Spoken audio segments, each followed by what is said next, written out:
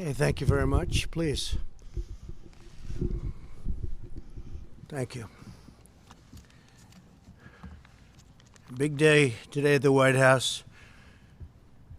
All of American society is engaged and mobilized in the war against the invisible enemy. While we must remain vigilant, it is clear that our aggressive strategy is working, and very strongly working, I might add. New cases are declining throughout the New York metropolitan area. Cases in the Detroit and Denver metro areas are flat. Washington, D.C., Baltimore, Philadelphia, and St. Louis are showing great signs of progress, and new cases in Houston and New Orleans are declining. The battle continues, but the data suggests that nationwide we have passed the peak on new cases. Hopefully that will continue, and we will continue to make great progress. These encouraging developments have put us in a very strong position to finalize guidelines for states on reopening the country, which we'll be announcing. We're going to be talking about that tomorrow. We'll be having a news conference tomorrow sometime during the afternoon. We're going to be announcing guidelines, and we'll be talking about various states, and it's very exciting. It's been a horrible time to see such death and destruction, especially when you come out of what was the greatest economy in the history of the world. The greatest. There's never been an economy like what we had produced, but we'll produce it again. And I think we'll produce it again very fast. The medical and healthcare advances we've made are critical to our continued progress. We've rapidly developed the most expansive and accurate testing system anywhere in the world, and have completed more than 3.3 million tests. To date, we have authorized 48 separate coronavirus tests, and the FDA is working with 300 companies and labs to widen our capacity still further. Today, Abbott Labs announced that it has developed an antibody test that will determine if someone has been previously infected with the coronavirus and potentially developed immunity. It's a great test. The company says these tests could be available to screen up to 20 million people in a matter of weeks. My administration is also distributing vast amounts of medical supplies to states across the country through Project Airbridge, which has been an amazing success. We have completed 44 flights, and these are flights of very, very large airplanes, massive cargo planes. 44 flights of critical supplies as of today, and an additional 56 flights scheduled in the near future. We have some very brilliant people working on this. It's logistically incredible what they've done. And we've also been working on this with the military. And these people have been, the genius of all of them together has been incredible to watch. In total, through all channels, the federal government has developed and delivered 39.4 million N95 masks, 431 million gloves, 57 million surgical masks, and 10.2 million gowns. We ordered 500 million masks, and they'll be coming shortly.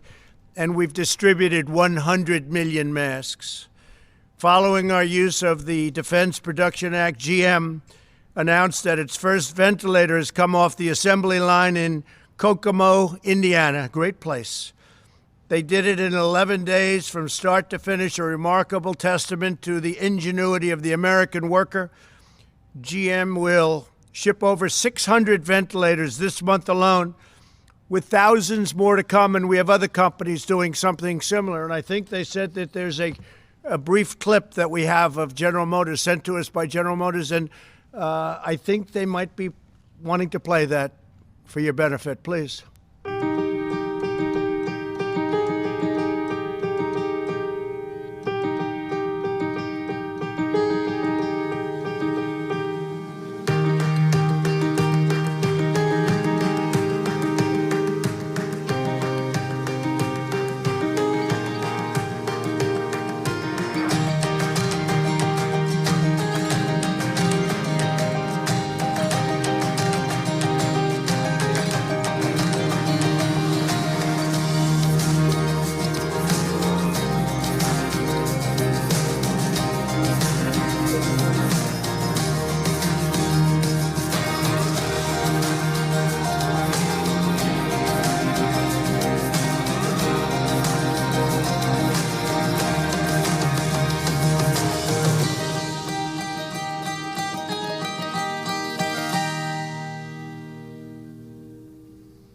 I know you got a little bit nervous when you saw there was a clip about ready to be played, but that was sent to us by General Motors, and we thought it would be a good one to play. It's amazing. It's, what they've done in a very, very short period of time.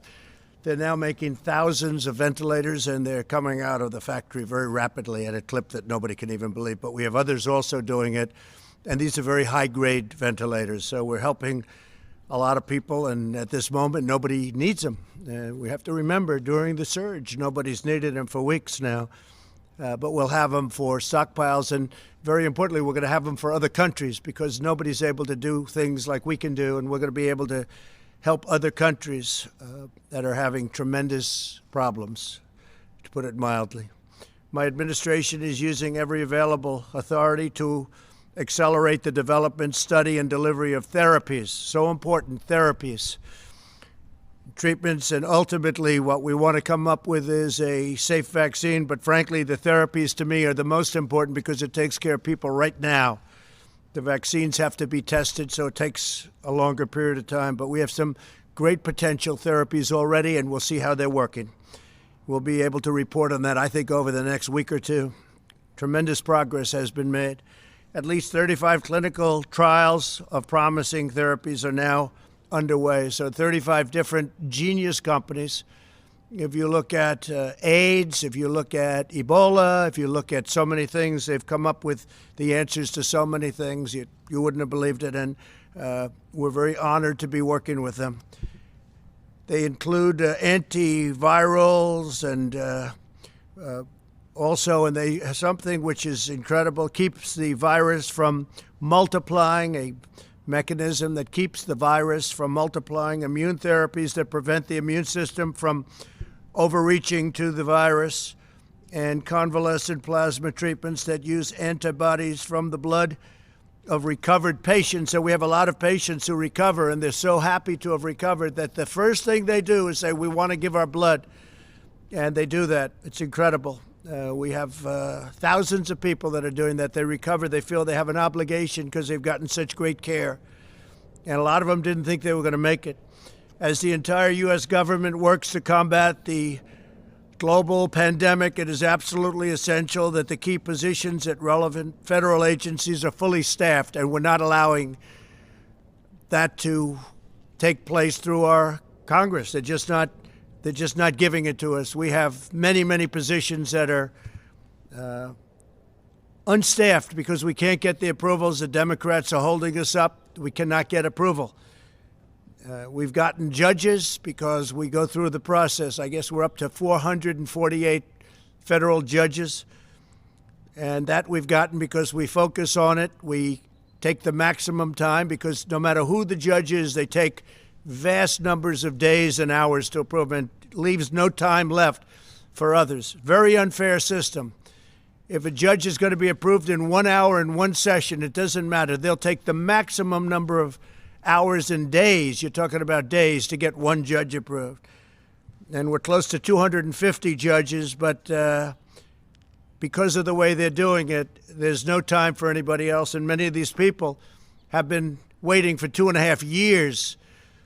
We have a couple that have been waiting for longer than that. There are currently 129 nominees stuck in the Senate because of partisan obstruction. Many are nominated for vacancies that must be filled to assist with the coronavirus crisis and the resulting economic challenges. And I've read over the couple of years, well, I didn't fill positions. I don't fill positions. In some cases, we don't need the position, and I'm all for that. But in many cases, you do, but we can't get them approved by the Democrats. They won't release them. The positions include the Director of National Intelligence, 2 members of the Federal Reserve Board of Governors, the Assistant Secretary of Treasury for Financial Markets of the United States, and the Undersecretary of Agriculture responsible for administering food security programs. And Sonny Perdue, who's going to be speaking today, is saying, please, can I have this man, can I have this particular person approved as soon as possible? He's been telling me that for a long time, and the Democrats won't allow it to happen.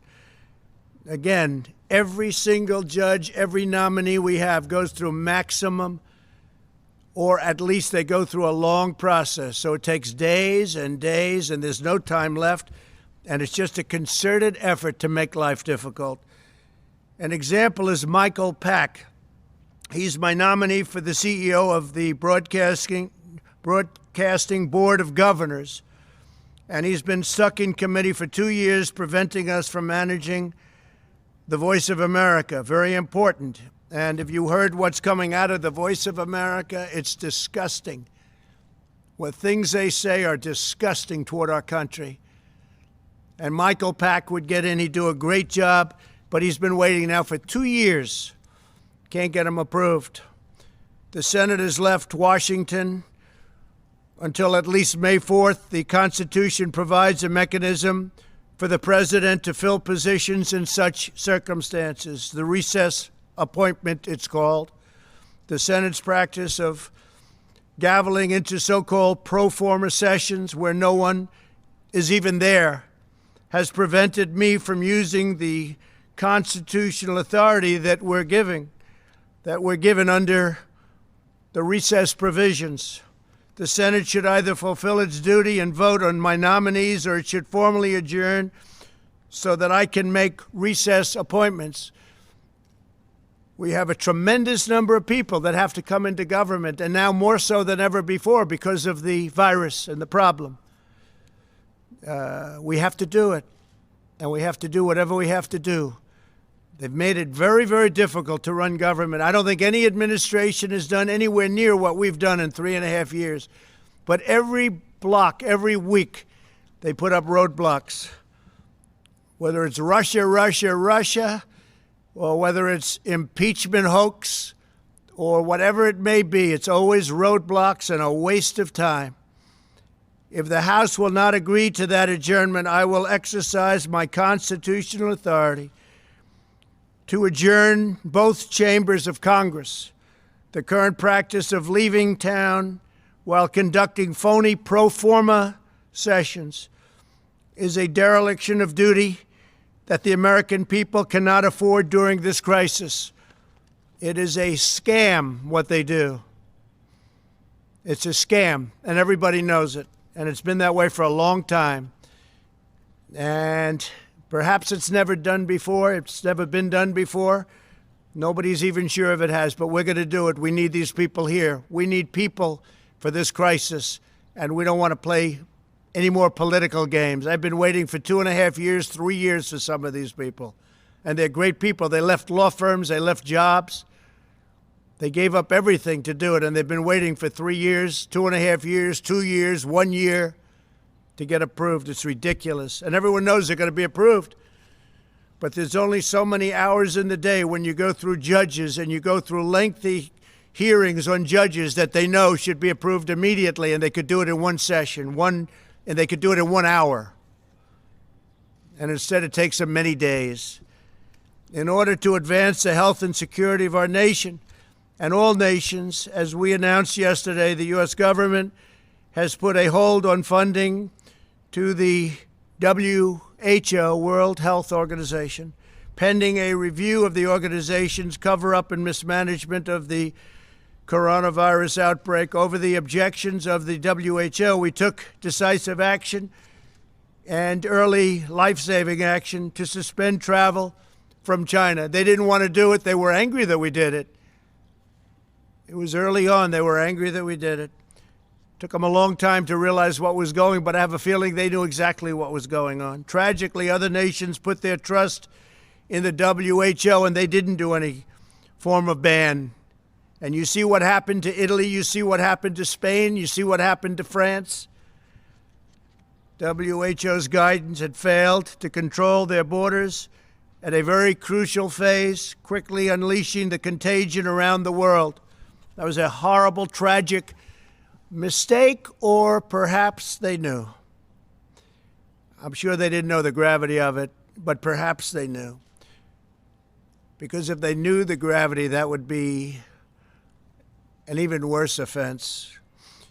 To ease the economic pain of millions of American families, we've now processed $300 billion in loans to more than 1 million small businesses through the Paycheck Protection Program. This action has saved millions of American jobs. It's been an incredible success, and they want to replenish it now, but again, the Democrats don't want to do that. This is money that goes to the workers of our country. Phase one was $350 billion, and now phase two, we want to do $250 billion. This goes to workers, and it goes to small businesses, so we can save all the small businesses around our nation. Mike McFarland from Nebraska recently said this historic relief has been a godsend for his small factory and the 136 Americans who work there. Save those jobs. Another small business owner, Tim Miller from Oklahoma, called the program a total lifesaver for his auto repair shop's 4 employees. Stories like these underscore why Congress must replenish the Paycheck Protection Program immediately. The Republicans want to do it. They want to do it immediately. They want to do it now. And the Democrats are stopping it. A short time ago, CDC issued public health guidelines for critical industries. In a few moments, Agricultural Secretary Sonny Perdue will elaborate on how these guidelines apply to our nation's dedicated workers in the food processing profession, because it's a profession. It's incredible what they do.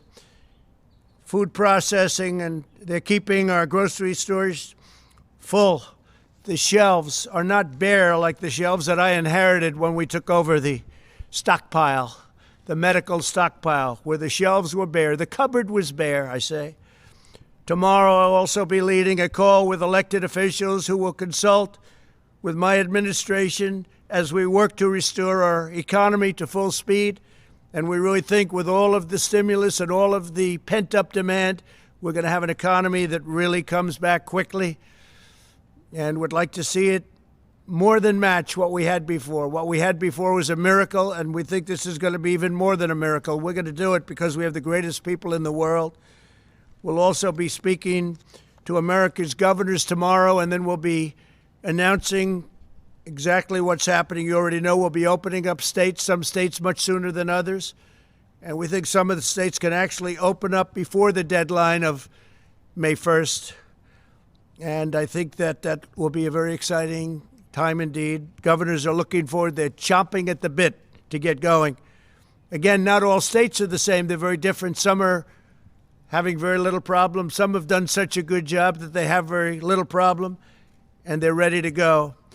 So Vice President Pence and I will be speaking with the governors tomorrow. We'll be discussing procedures. Today I spoke with the leaders of many of our nation's most renowned companies and organizations on how to achieve the full resurgence of the American economy. My discussions included top leaders in health and health care, transportation, technology, financial services, food, beverages, hospitality, real estate, retail, agriculture, construction, energy, labor, manufacturing, and sports industries. We want to get our country open again. We want to have our sports leagues open. You want to watch sports. It's important. We miss sports. We miss everything. We want to get back. These experts and innovators provided extremely productive feedback on how to safely reboot our economy. They gave us a lot of great ideas. We spoke to a lot of very, very smart people. The highest of the high tech. The level of IQ on some of those calls was about the highest you've ever seen on a phone call. That I can tell you. But we have a lot of great thought went into those calls, and a lot of questions came out, and also statements, very strong statements as to what they recommend. I think it was a great day. We did a lot of calling with a lot of very prominent people, but more importantly, very smart people and people that love our country. They talked about the vital importance of our wide array of relief measures to address the present crisis, and they provided valuable insights on how to move forward, including on the role of protective gear, where we have tremendous amounts of protective gear coming in, robust testing, and the future use of therapies and treatments. They also underscored the crucial importance of strong supply chains and communications infrastructure. We're talking about infrastructure for the middle of our country. We're talking about broadband and things that they frankly don't have and haven't had for a long time because a lot of politicians forgot about them. Can't forget about them. They're really the heart and soul. Can't forget about them. And we're talking about the telemedical. It's a new thing, and it's incredible what they've been able to do. This is an industry that's just growing, but it's grown by leaps and bounds over the last 5 weeks.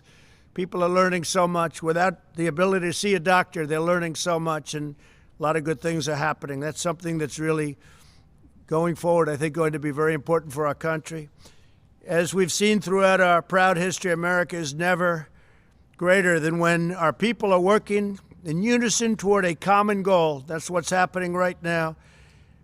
We'll go ahead, we'll forge an even brighter future today than we had, and we'll be, along with other nations, hopefully, we're working with other nations, we'll be the comeback kids, all of us, all of us. It's incredible what's going on. I'm very proud of the people of this country. I'm very proud of the people I spoke to today. These are truly great, brilliant people, and we've gained tremendous insight. So tomorrow is going to be a very big day. We're going to be speaking with the governors. We'll have some information on some openings. And again, we'll have some openings that will exceed our expectations, and they'll be safe, they'll be strong, but we want to get our country back. We want to get our country back, and we're going to do it, and we're going to do it soon. With that, I'd like to ask Dr. Birx to come up and say a few words, and then Secretary Sonny Perdue, and then Vice President Pence. Thank you very much. Thank you.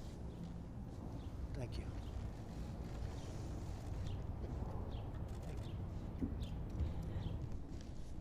Thank you, Mr. President, and thank you for summarizing the states and what we're seeing. So over the last 5 to 6 days, we've seen declines in cases across the country, and this has been very reassuring for us. At the same time, we know that mortality and the fatalities that we're facing across the United States continue. We know the number of people who are still in the hospitals, in the ICUs, and we want to continue to recognize the healthcare workers who are on the front lines and really recognize how low the United States case fatality rates are compared to other countries. And this is really due not only to our technology, but how that technology is utilized to save lives.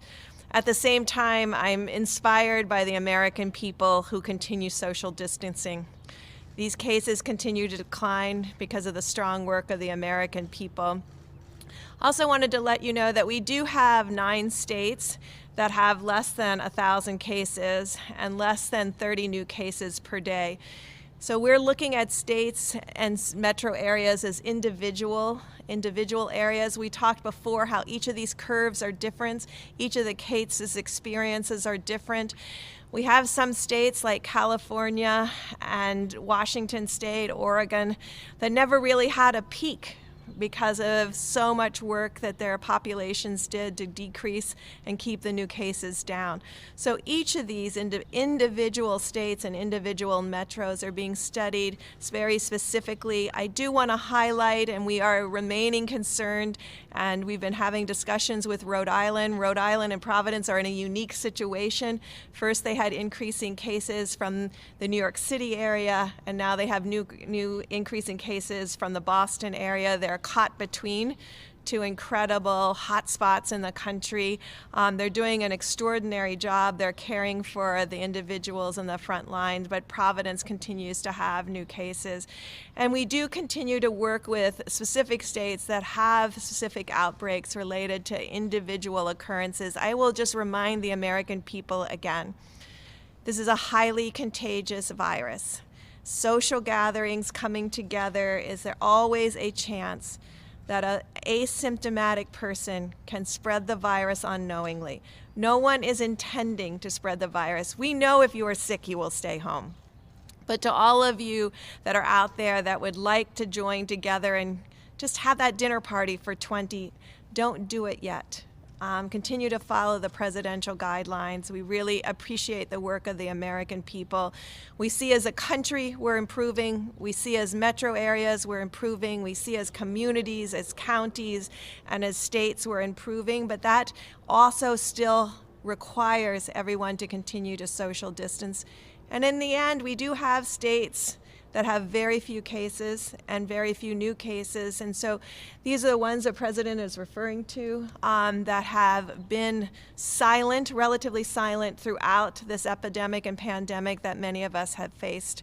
And so these are the groups we're working with very specifically, and each of these governors and each of these mayors will have to make decisions after generalized guidelines are put out so that they can do what's best for their communities. They are at the front line. And I wanted to conclude by really thanking my PEPFAR teams around the world who have been working tirelessly throughout the world to ensure that Africa and Asia doesn't experience this level of infections that we have seen here. They've turned over their capacities from their embassies. Our U.S.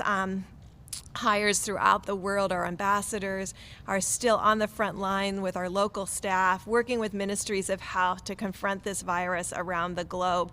And I assure you that they are continuing to invest in the health structures, the laboratory, and the frontline care to ensure that all of the work that we have done against TB, HIV, and malaria continues, but that we use our capacity, our laboratories, our clinics, our hospitals that have been built by the American people and the generosity of the American people to really combat this COVID-19 around the globe. Thank you. Thank you very much. Thank you, Doctor.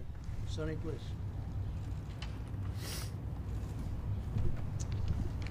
Thank you, Mr. President, for the opportunity to be here with you today. And I want you to know it's an honor to represent you in leading the Department of Agriculture and represent the constituency who are crucial in maintaining our nation's food security, enabling us to keep food on the table of our American families, not only just food, but wholesome and safe food as well. I'd like to start my remarks today by echoing what my colleagues at the CDC have been saying regarding the health and safety of our essential employees across the United States.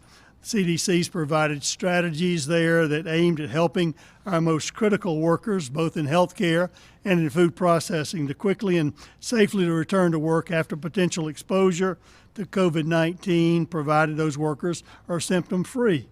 And this guidance will help these critical industries in the food sector protect the health and safety of essential workers while keeping critical functions working throughout the COVID-19 response.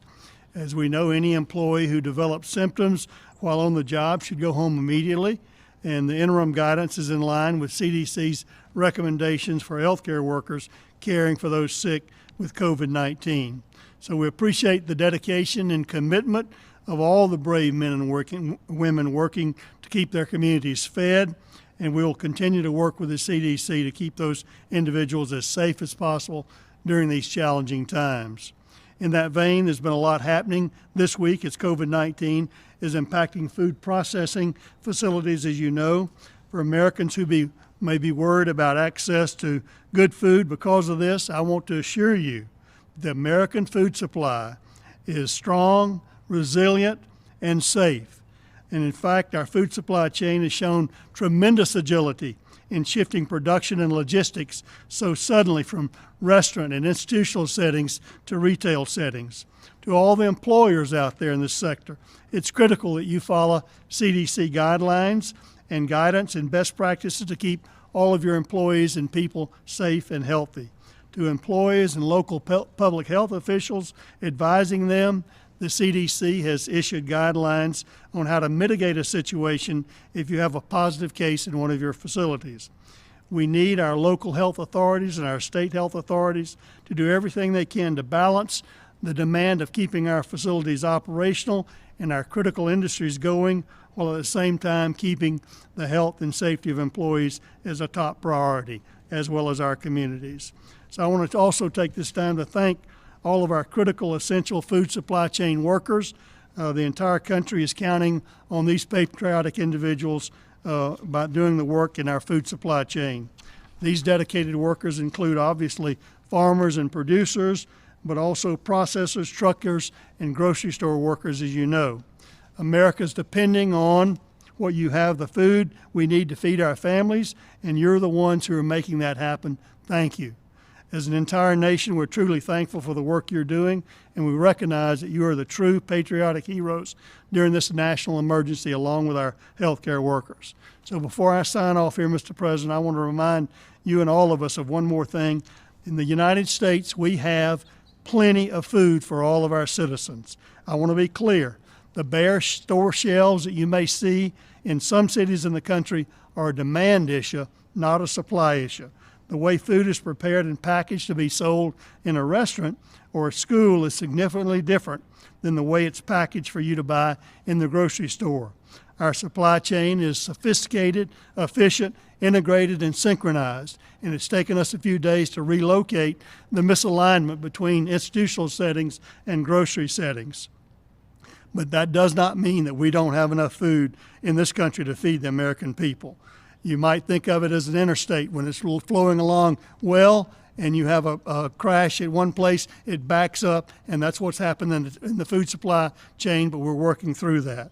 Yet through all this, our food supply chain has proven to be very resilient, just like the American people. To the extent we have challenges, we have and continue to need to work through it all together. And we can and we will get through this with a whole of American approach, Mr. President, the critical partnership between state and local health officials, management of companies, and the employees, and we will meet any challenges we face by working together. Thank you, sir, for the opportunity. Thank you very much. And before the Vice President comes up, I just wanted to say, speaking of Sonny, China has paid us billions of dollars, many, many billions of dollars in tariffs, which we've distributed some to the farmers because they were targeted. We have many billions of dollars being held by Sonny, and I've told him to distribute much of that money to the farmers. Our farmers were targeted, and now they're benefiting by the amount that they were targeted. And we are very honored to do that. And Sonny, you're going to start that process very soon. You'll let the farmers know. Nobody can take advantage of our farmers. So we have a lot of money that we've taken in from China. We're going to be distributing that money from Sonny to the farmers. And there's tremendous money over and above that. That money was paid directly into the Treasury of the United States. This has never happened to China before. They never gave us 10 cents. Now they're paying us billions of dollars, and we appreciate it. So thank you very much, Sonny. Great job. Please. Mike, please.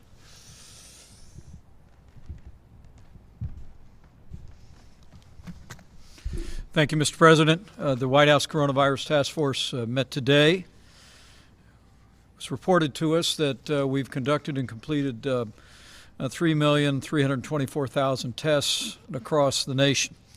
More than 619,000 Americans have tested positive. But as you reflected yesterday when we welcomed coronavirus survivors here to the White House from across the country, some more than 45,000 Americans have fully recovered. Sadly, we mourn the loss of more than 27,000 of our countrymen. Our hearts are with their families and with the families of all of those that continue to struggle with the serious consequences of this illness. But as Dr. Birx just reflected, despite the heartbreaking losses, we're getting there, America. Because of the efforts of people all across this country to put into practice the President's coronavirus guidelines, because of their adherence to the direction of state and local authorities, as Dr. Birx just reflected, we see great signs of progress from the West Coast to the East Coast. President Trump has directed our team to develop new guidelines that will be presented tomorrow to our nation's governors and released to the American people thereafter. The American people will be encouraged to know that as we stand here today, 24% of the counties of this country have no reported coronavirus cases. In fact, half of the states in America have less than 2,500 cases per state. This is a great tribute to the efforts by the people of those communities. But as the President suggested, when we unveil the guidelines that the team has been working to present tomorrow to our nation's governors, we're going to reflect on the fact that, as the President said, there will be areas of the country that will require continued mitigation and strong efforts, and there will be other areas of the country that will be given guidance for greater flexibility. And the President has so directed our team.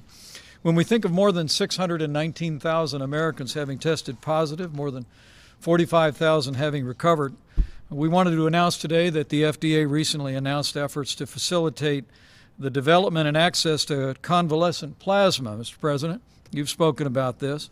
People who have recovered from the coronavirus have antibodies in your bloodstream that can attack the virus. The Mayo Clinic today is working with the Red Cross to make sure that coronavirus patients have access to the convalescent plasma treatments, and over 1,000 institutions across America have already joined this program.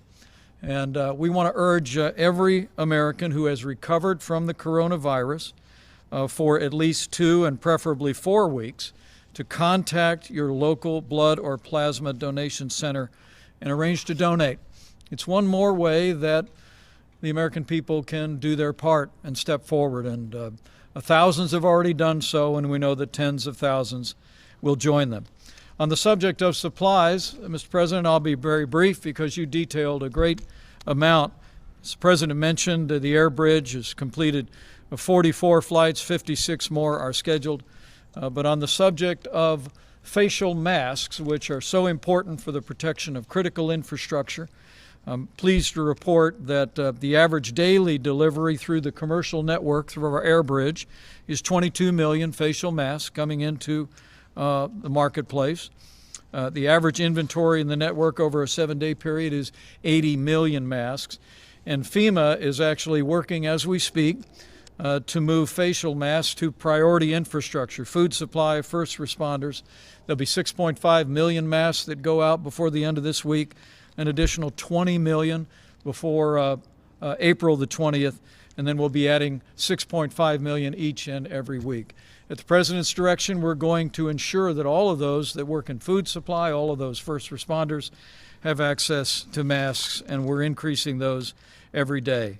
Finally, I know I speak for the President when I say how proud we are of all of our healthcare workers across the country, and how proud we are of the men and women in uniform, our medical professionals who have been deployed across the nation, literally by the thousands. In fact, as we stand here today, 576 doctors, nurses, and other military medical professionals have been deployed to 13 hospitals across the nation, 10 in New York, and 1 in Connecticut, Texas, and Louisiana each. And as the President reflected a few days ago, because we happily did not have the demand on the Javits Center and on the comfort in New York City, at the President's direction, we have deployed doctors and nurses from those 2 facilities to hospitals. In fact, the President and I were just speaking to Mayor de Blasio just before we came out, and he expressed his great admiration and appreciation for the relief that these medical military personnel have provided to incredibly dedicated people in our hospitals. 258 medical personnel just yesterday were deployed off the ship and out of the Javits Center into New York. With that, Mr. President, I'll step aside, but it's remarkable to think of all that we've accomplished over the last month since you first issued the presidential guidelines for America. The truth is, because of what the American people have done over the last 30 days, we are slowing the spread. We are ensuring that every American family would have access to the health care that we'd want any member of our family to have, with the greatest healthcare professionals in the world. We're saving lives, and we're healing our land. And so we want to thank the American people for all you have done. And tomorrow we'll be presenting a new guidance to the governors of this country about how we build on our progress and reopen America in a safe and responsible way. Thank you, Mr. President. On the recess appointment, Mr. President, if I could. Mr. President. Steve, please. You've mentioned the possibility of adjourning both chambers of Congress. Could you explain what you meant by this? Very simple. If they don't act on getting these people approved that we need we need them anyway, but we especially need now because of the pandemic, we are going to do something that will be something I'd prefer not doing, but which I should do and I will do if I have to. Caitlin, go ahead. for you. One, on a call with business leaders today, they said testing has got to be ramped up significantly before they feel comfortable reopening their stores, their restaurants, Sure. and whatnot. Isn't that what health officials and state governors have been? It's what I want to. We have great tests, and we want the states to administer these tests for the most part, but we're standing behind them. We have great tests. We've done more testing now than any country, as you know, in the world by far. We have the best tests of any country in the world. Nobody has the quality of tests. If you look at Abbott, what they've come up with in a short period of time, they've been incredible. Roche has been incredible. We have the best tests in the world, and we will be working very much with the governors of the states. We want them to do it. We're not going to be running a parking lot in Arkansas. We're not going to be running a parking lot where you have a Walmart, which has been great, by the way. Walmart has done a fantastic job, but where you have a testing center and running that from Washington, D.C. The states are much better equipped to do it.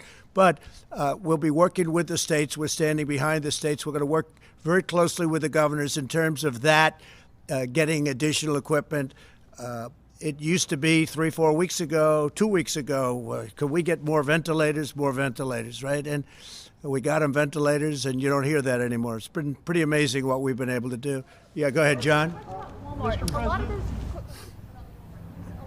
testing centers are still for first responders, healthcare workers who have symptoms only. When is it going to be widespread enough to where these companies can feel comfortable being open? Will that? Well, I think the companies will determine that, and the governors will determine that, and the federal government will do. And if we're not happy, we'll take very strong action against a state or a governor. If we're not happy with the job a governor's doing, we'll let them know about it. And as you know, we have very strong action we can take, including a close down. But we don't want to do that. We're working with the governors, and we're working closely with the governors. The relationship has been very good. Vice President has had a lot of conversations over the last 2 weeks with either 50 or almost 50 governors on every conversation, and they've been really positive conversations. We have the right to do whatever we want, but we wouldn't do that. But no, we would have the right to close down what they're doing if we want to do that. But we don't want to do that, and I don't think there'll be any reason to do that, but we have the right to do that. Steve, go ahead. Go ahead. You got me already. Mr. President, why did you have your name added to these coronavirus relief checks? Well, I don't know too much about it, but I understand my name is there. I don't know where they're going, how they're going. I do understand it's not delaying anything, and I'm satisfied with that. I don't imagine it's a big deal. I'm sure people will be very happy to get a big, fat, beautiful check, and my name is on it. Yeah, go ahead, please. Mr. President, Go ahead, please. presidents never Please. did this. Why are Please, go ahead. Thank you, Mr. President. Dr. Birx just said that Rhode Island is seeing an increase in cases from people that are coming from Boston and New York. You just said you'd like to reopen some states before May 1. How will you stop a second spike in cases if people are traveling between states? How will you control the flow of people? Well, the governors can control that flow, as an example. In fact, I just saw a little while ago it was reported that certain borders are being controlled already by states. They're starting to take control of their borders, which is good. So they'll be controlling. They may do testing for people wanting to come in. I'd read that about Rhode Island, so they have to watch it. They have to be very careful. Yeah, please, in the back. Thank you, Mr. President, about reopening the country again. You said, along with other nations, what form would it take? Are you considering also relaxing the border between Canada and the U.S.? So our relationship with Canada is very good. We'll talk about that. It will be one of the early borders to be released. Canada's doing well. We're doing well. We'll see. But at some point, we'll be doing that. In the meantime, nations that are heavily infected, we have a lot of nations that are heavily infected. Some are getting better. Some are still on the way up, unfortunately.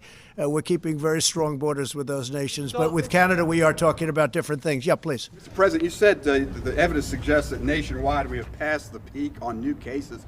What's your evidence for that? What are the numbers saying? Well, all we're doing is looking at the numbers. We're looking at our graphs. We're looking at our models. We're getting a great response from Deborah and from Tony and from many of the professionals that are working. We have great professionals working with us. And I think based on that, we're doing very well. Based on that, it looks like we're headed absolutely in the right direction. But some states are looking at other states and they're saying, I can't imagine what they're going through because they're not in that position. They're in very good shape. I would say that we have 20 states at least, but you really have 29 that are in extremely good shape. You have others that are getting much better. And I think with almost few exceptions, you have every state that is either doing better or on the way to doing better. Yeah, please.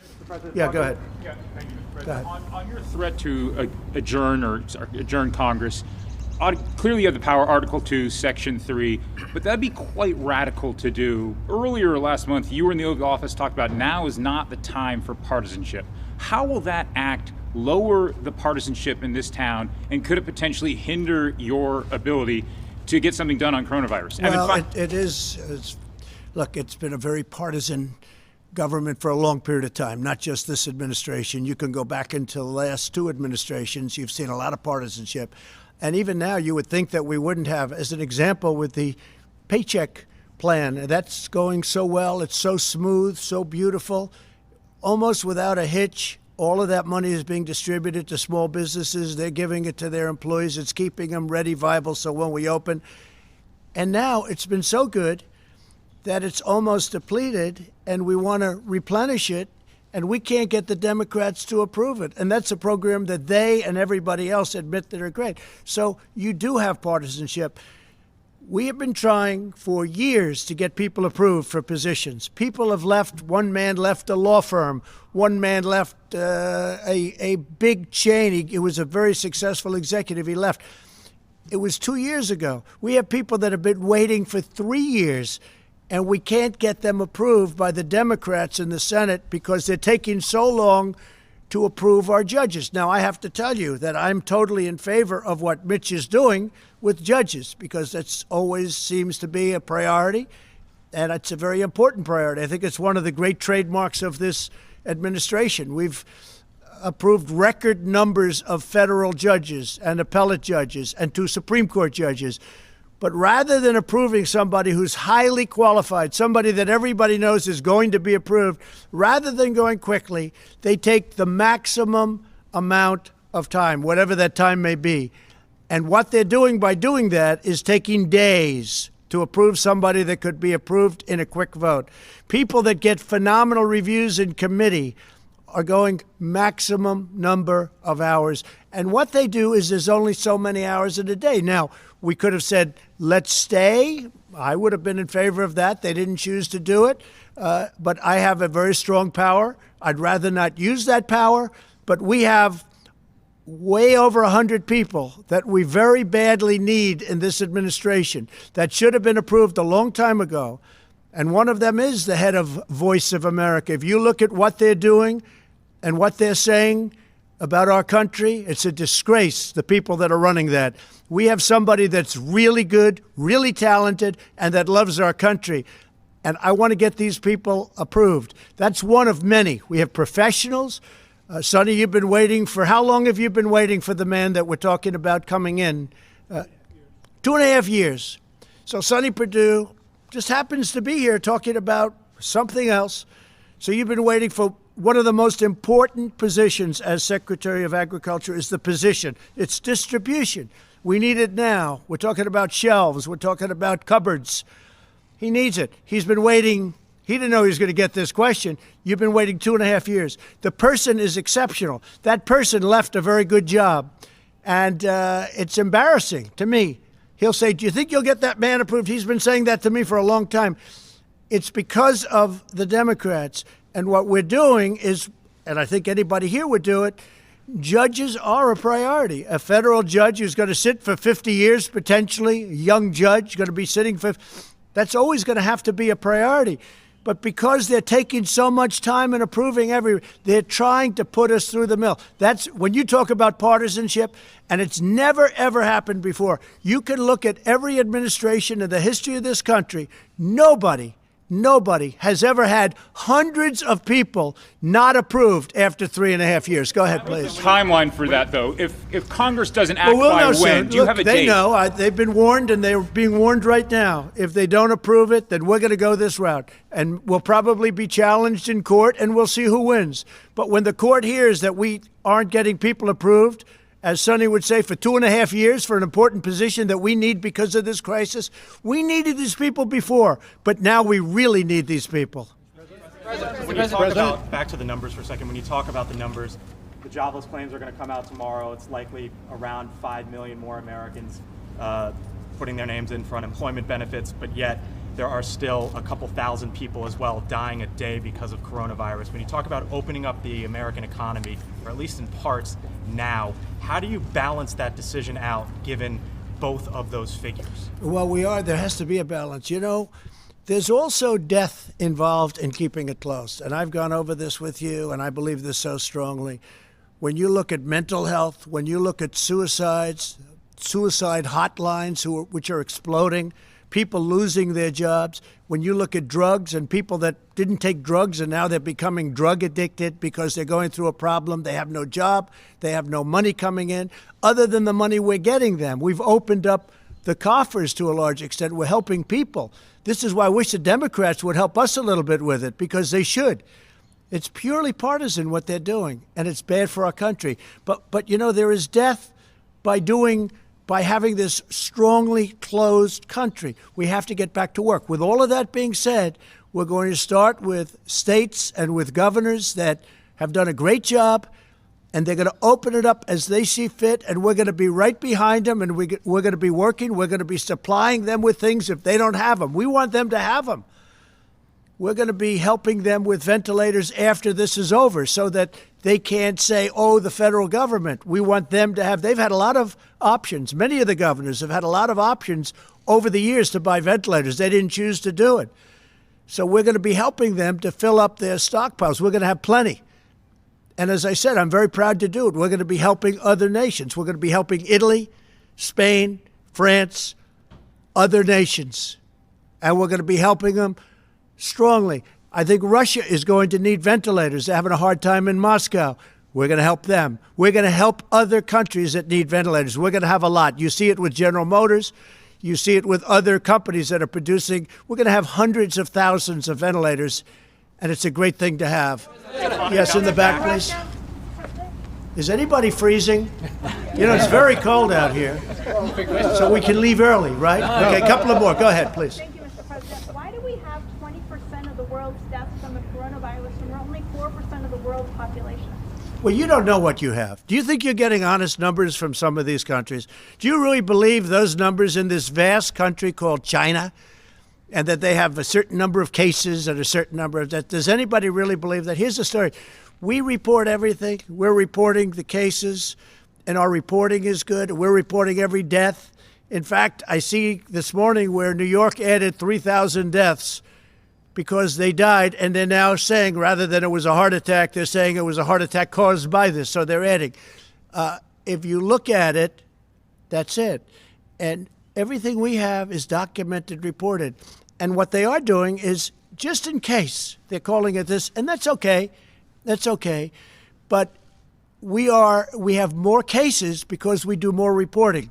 We have more cases because everything is down. But does anybody really believe the numbers of some of these countries that you've been watching and you've been reporting on, and then it's like they didn't have the big thing? There have been some really, really bad, heavily in really some countries that are in big, big trouble, and they're not reporting the facts. And that's up to them. All I know is we report the facts, and we're a country that's getting better. John, go ahead.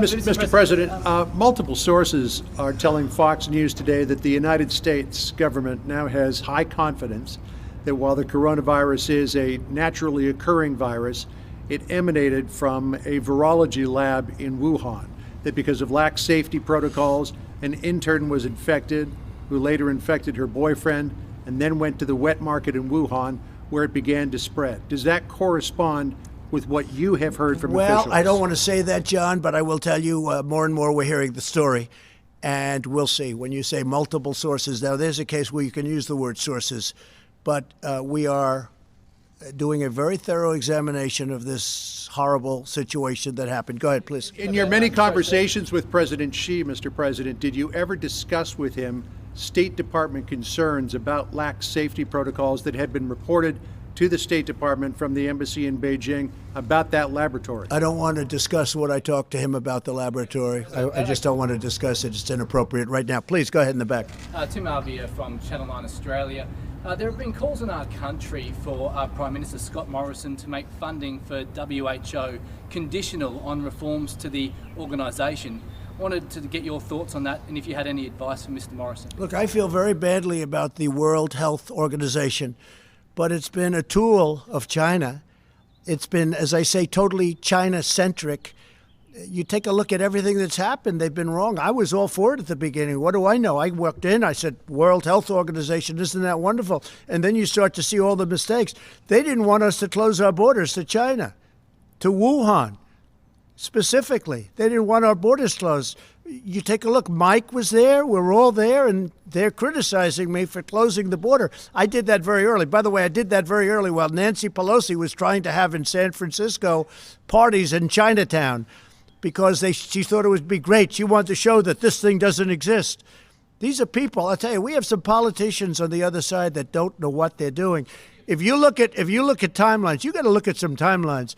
But the World Health Organization, just like the World Trade Organization, I'm telling you, I call them, they have been treating the United States for decades so badly, and they've been so in favor of China.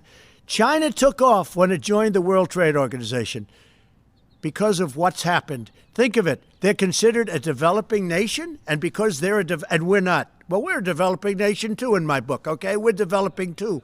But the fact is, we have been treated so badly by these organizations, and believe me, I'm looking at that one too. We're winning a lot of lawsuits right now that we never won before in the past. We're winning a lot of money that we never won in the past. That's with the World Trade.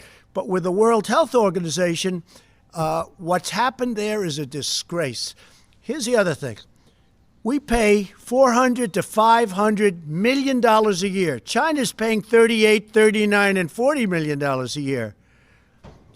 And it's like they control this group. I could do that too if I wanted to devote full time to it or have some very capable people dealing with Dr. Tedros, okay?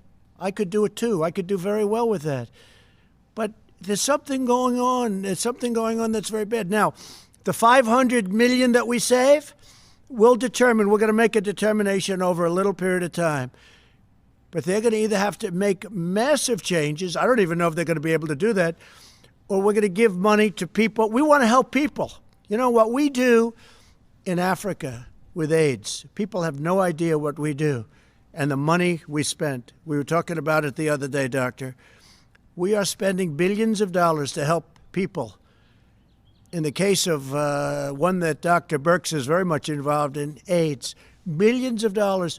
And you know what? It's a great thing. Nobody talks about it. Nobody gives us credit. We do that, and we do it very directly. But we're spending billions of dollars to help people live, and all over the world. But we're spending $500 million to the World Health Organization, and there's something very bad going on. And you know what? I've gotten very much involved. It's been going on for a long period of time, and we don't want to be the suckers anymore.